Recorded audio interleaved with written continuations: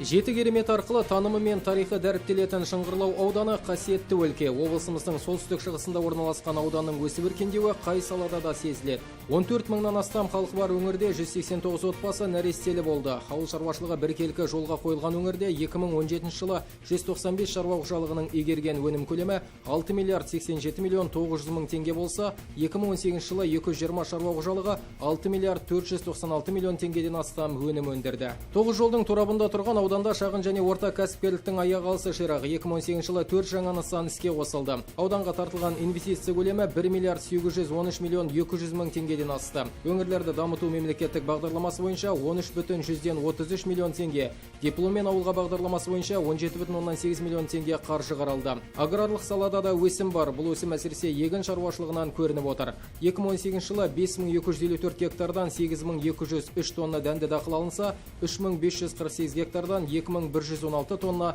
майлы дақыл өндірілген. Аудандағы Шыңғырлау, Ақбұлақ, Ардақ, Ақшат, Амангелді, Ақтау және Қарағаш ауылдарына Ақбұлақ бағдарламасымен су тартылды. 40 шақырымнан астам желілік су құбыры жүргізілді. Осы ауылдарда дәрігерлік амбулатория ашылып, тұрғындар тағы бір жақсы іске куә болды. Аудандағы 3 бірдей ауылды және әлеуметтік нысандарды газбен қамту мәселесі де оңынан шешілді. Бұл жұмыстарға жергілікті бюджеттен 25 миллион 682 мың теңге бөлінді. Осылайша Шыңғырлау ауданы 100% көгілдір отынмен қамтылды.